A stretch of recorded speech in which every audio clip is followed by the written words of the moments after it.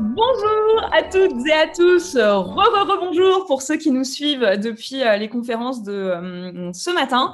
Je suis Fanny Bourdon-Barre et je suis votre hôtesse sur ce festival B2B. Je suis consultante spécialisée en marketing, communication et stratégie.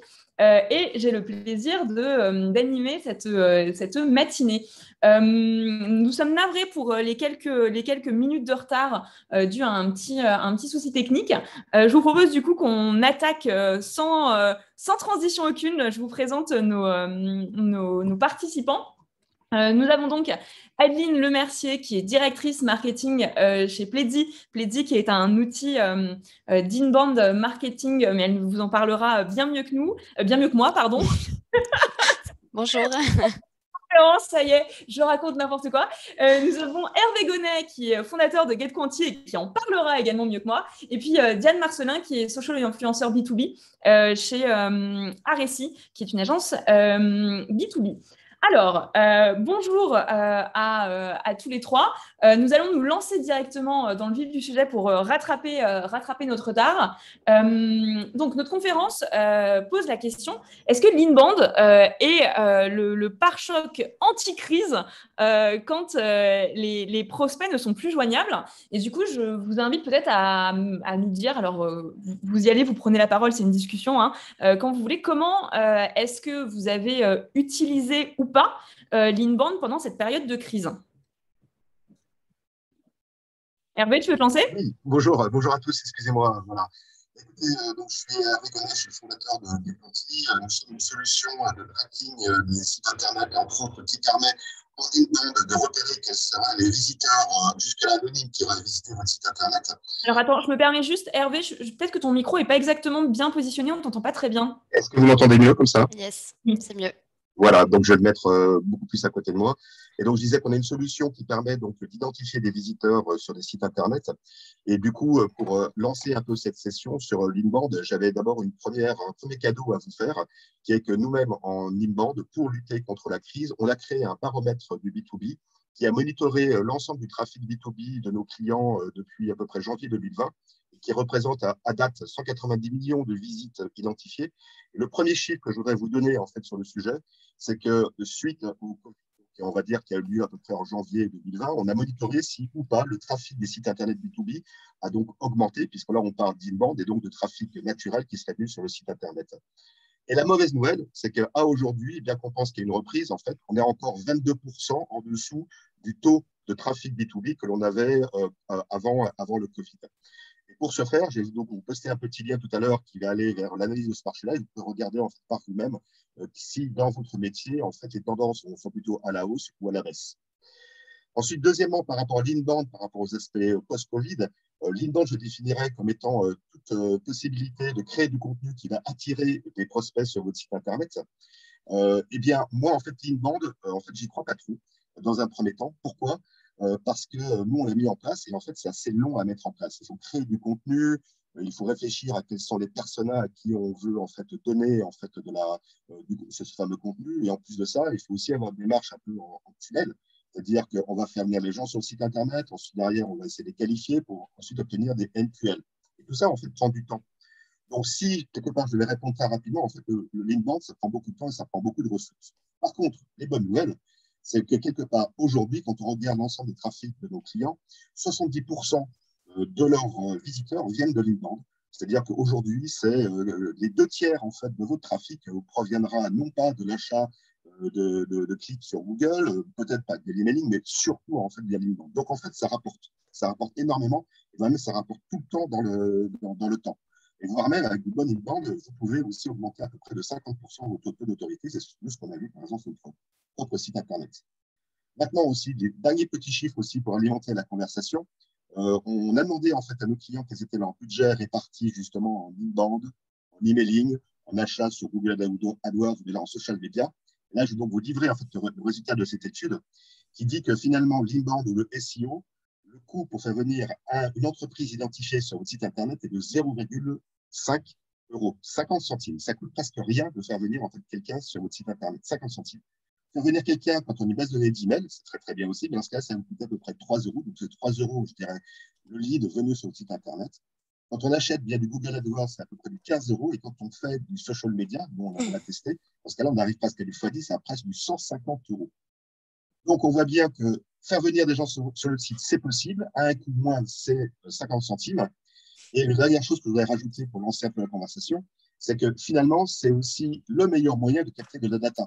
Faire venir des gens via de l'inbound sur votre site avec des technologies comme Google Analytics ou GetQuantic, qui est très B2B, ça va vous donner de l'insight, ça va vous donner de la connaissance pour savoir justement quels sont les contenus qui sont les plus lus et quels sont ceux en fait, que vous devriez relancer ou retargeter auprès de vos clients. Voilà pour l'introduction un peu chiffrée sur les tendances du marché. Et là, aujourd'hui, je pense qu'il faudra vous demander un petit peu plus aussi de quelle manière est-ce qu'on peut mieux utiliser l'inbound aujourd'hui en période de crise. Et alors, ça, cette réponse-là, Adeline là, puisque Pledzi, qui est un outil d'inbound marketing, mais qui du coup utilise l'inbound elle-même, a beaucoup utilisé l'inbound pendant cette période Covid. Et donc, Adeline, bien ton témoignage sur le sujet. Ouais. Clairement, nous, c'est vrai que l'inbound marketing, ça a été un vrai levier pendant cette période. Nous, c'est une stratégie qu'on a mis en place depuis un peu plus de 4 ans, quand je suis arrivée chez Pledzi. Et c'est vrai que je suis pas totalement en phase avec toi, Hervé.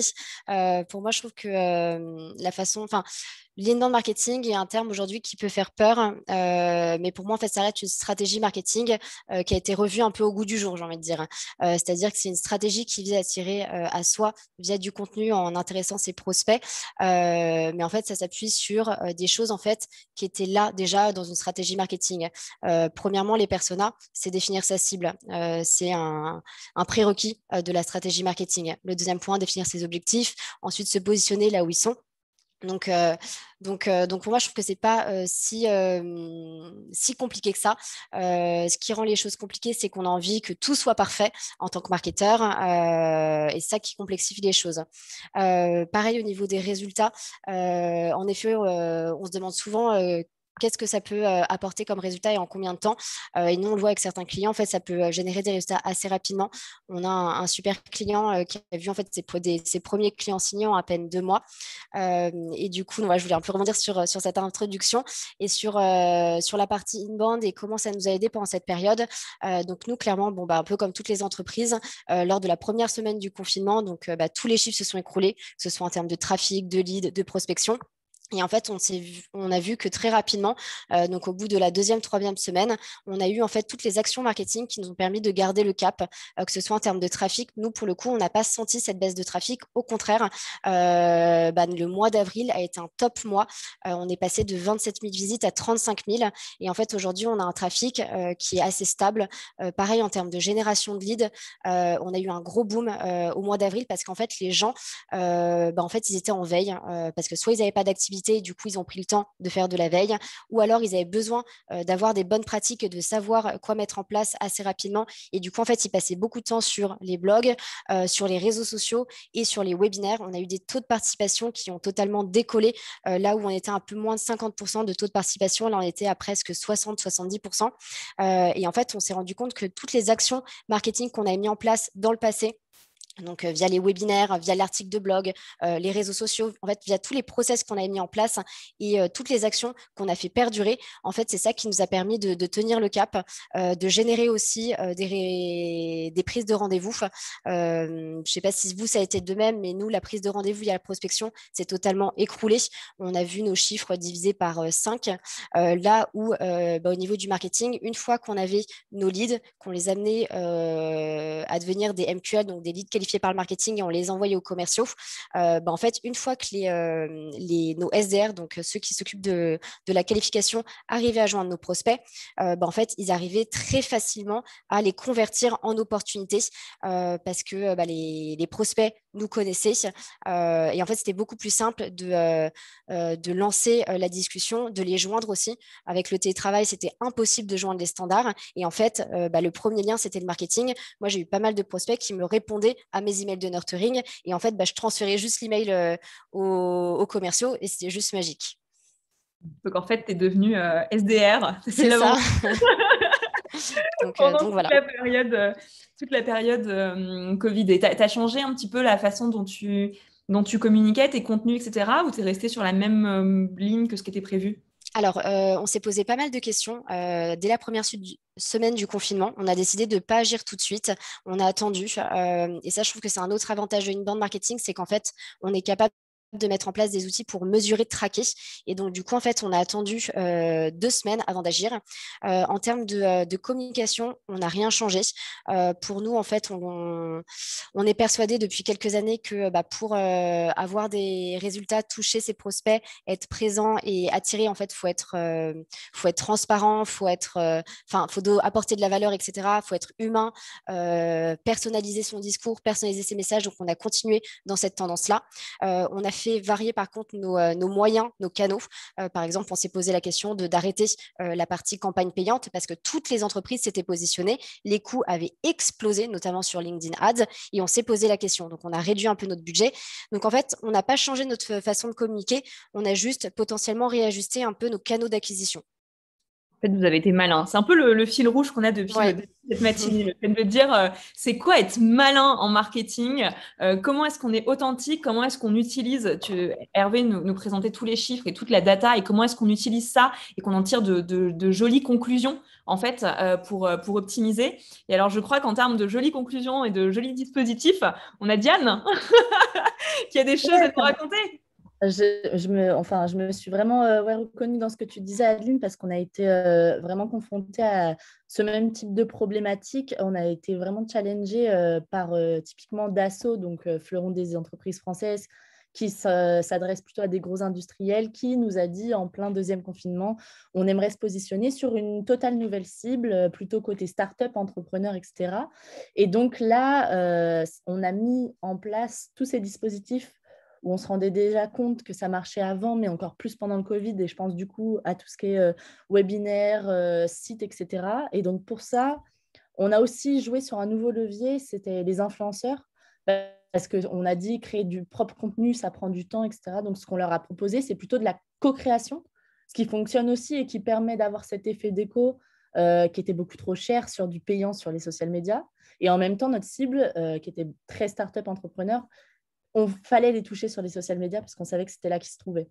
Et donc, du coup, ça a été une super campagne pendant plus de 4 mois avec 4 experts, parce que dans le B2B, on n'aime pas trop les appeler influenceurs, mais plutôt experts de leur sujet, sur des problématiques de type tech, pharma, design, qui ont co-créé ensemble un e-book, donc un contenu à super forte valeur ajoutée, qui était aussi bien à forte valeur ajoutée pour les influenceurs, mais aussi pour Dassault. Il y a eu une plateforme dédiée qui a été créée donc, pour ramener du trafic aussi côté Dassault Systèmes. Et tout ça avec un point d'encre, en fait, finalement, qui a été l'organisation de 4 masterclass co-créées du coup par des mentors Dassault et par les 4 influenceurs. Et ça a fait un volume de discussions, notamment sur les réseaux, de plus de 70 000 impressions. On a fait plus de 50 publications côté Dassault et aussi côté expert. Et au final, ça a été plus de 200 inscrits sur les masterclass, sachant qu'on a l'habitude de faire justement des masterclass avec Dassault. Et ça a été une super réussite parce qu'on a eu des inscrits, un volume beaucoup plus fort que ce qu'on avait l'habitude de voir.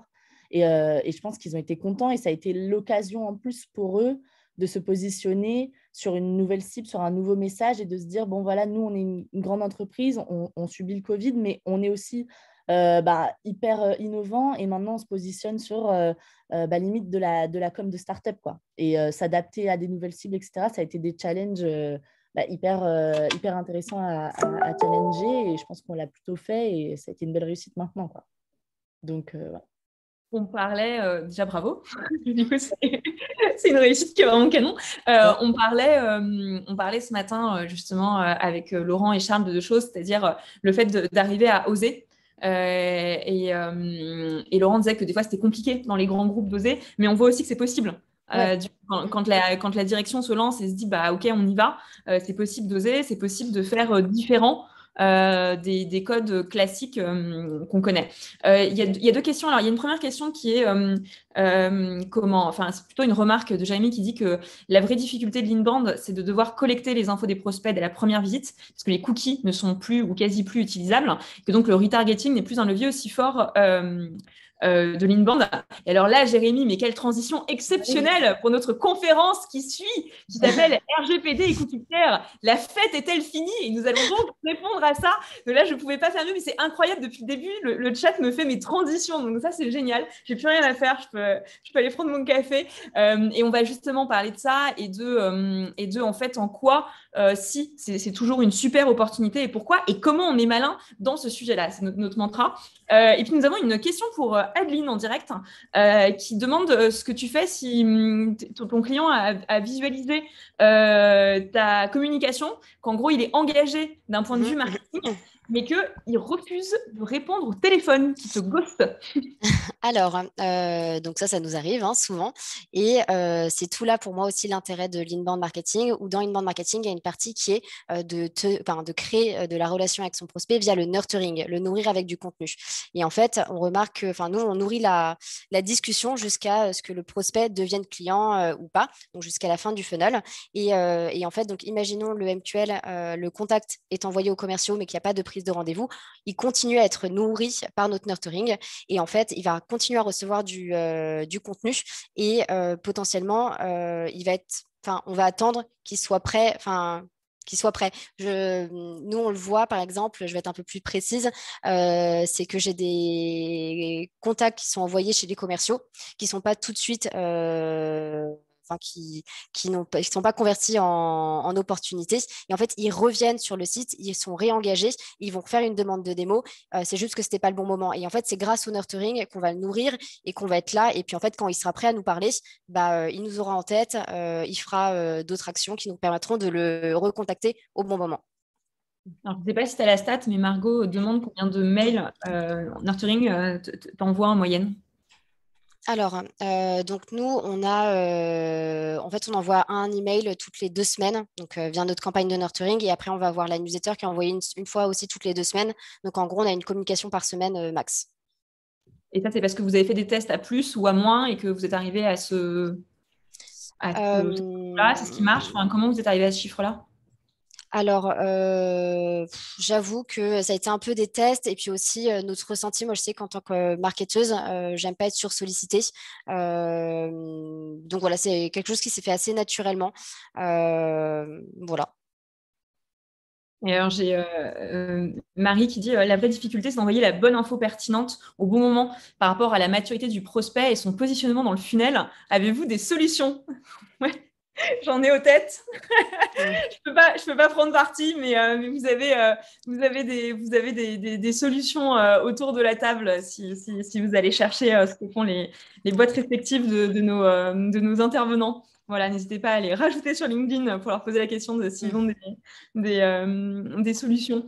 Merci à tous. Il est 10h54, l'heure de non pas aller se coucher, mais de passer le micro pour la prochaine conférence. Moi, je vous remercie tous les trois d'avoir joué le jeu, puis d'avoir joué le jeu en speed et pour autant en délivrant de la valeur. Ce que je retiens de tout ça, c'est que l'inbound, il y a eu toute une vague où on se disait oui, mais ça y est, maintenant tout le monde se met à l'inbound, tout le monde connaît, c'est bon, c'est passé de mode, c'est pas le futur. La réalité, c'est que ça reste complètement d'actualité. La question, c'est qu'est-ce qu'on en fait?